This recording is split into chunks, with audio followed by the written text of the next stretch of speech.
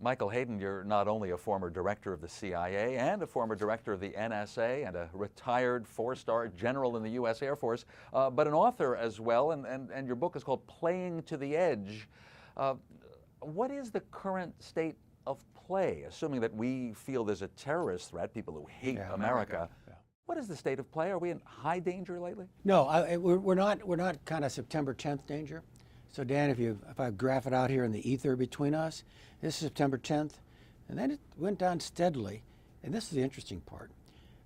Because of the amazing consistency between two very different presidents, because of the combined efforts of President Bush and President Obama, this line went down, down, down to about 2011. Dan, watch my hand. It's gone back up. It's not back up here, but we are less safe than we were 1, 2, 3, or 4 years ago. Is that a lack of attention by the current president? It is the byproduct of some policy decisions, one going to zero in Iraq, two, I think, allowing the Syrian thing to go as far as it went without our trying to put our thumb on the scale. Oh, that's mostly Obama period. It is. No, it is. What are you hearing from President Trump? And I do feel I need to mention that you were one of the national security professionals who during the campaign signed a letter that suggested that Donald Trump's unfit for the job. Right. Well, he has the job. Right. What are you seeing now, especially in keeping us safe? So, two things I'll bring to mind, all right? One is he has amped up American participation in the fighting in Iraq and Syria. All right, we're a little more forward, rules of engagement loosened up. My critique of President Obama, right arc, but late, light, under-resourced, over-regulated. I think President Trump is kind of fixing each of those four weaknesses. It's kind of Obama plus. It's not a dramatic departure, but it is moving, I think, in the right direction. That's good. And give some credit, because again, you had your doubts about Trump. Is it because of Defense Secretary Jim Mattis? Right. I mean, hey, so that's another plus. He's picked an incredibly strong cabinet, not for a New York businessman. I just mean that's an incredibly strong cabinet, so that's another plus. There are other things, not so much. I actually think the immigrant, refugee, so-called Muslim ban is just bad policy. It just makes us less safe than we would otherwise be. And frankly, Dan, I think it's just a byproduct of the red meat of the campaign, and we shouldn't have done it.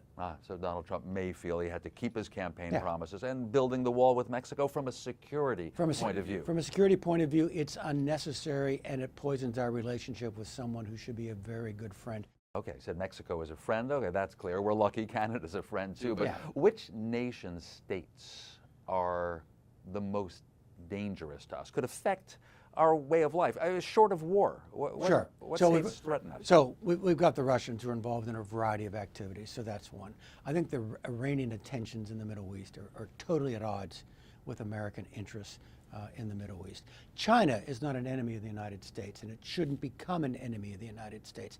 But China is doing things that I think we need to counterbalance. You didn't mention North Korea, but it is a main concern. But I should put it in as the one that's got the real position coming down the track.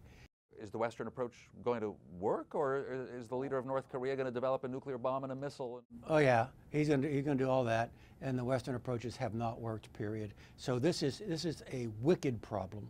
What is the state of America's intelligence community? You're still in touch with former colleagues, of course. You observe now from outside. Yeah. Are we good? Are we well funded? How are we doing? We are good. We are well funded. Now look, if I'm still in government, I'm saying, yeah, but I need a little bit more. All right. But we are good at what we do. We are well funded. We have amazingly talented people. We do this within the rule of law. We are overseen by the most invasive parliamentary oversight on the planet. So those are all good things. But sometimes, Dan, our size gets in our way. We're not as agile as we might want to be.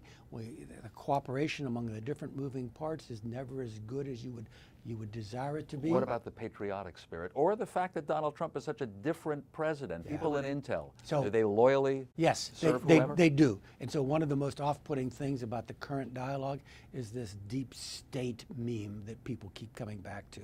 Michael Hayden, author of Playing to the Edge. Thank you so very much. Thank you. My pleasure. Thanks.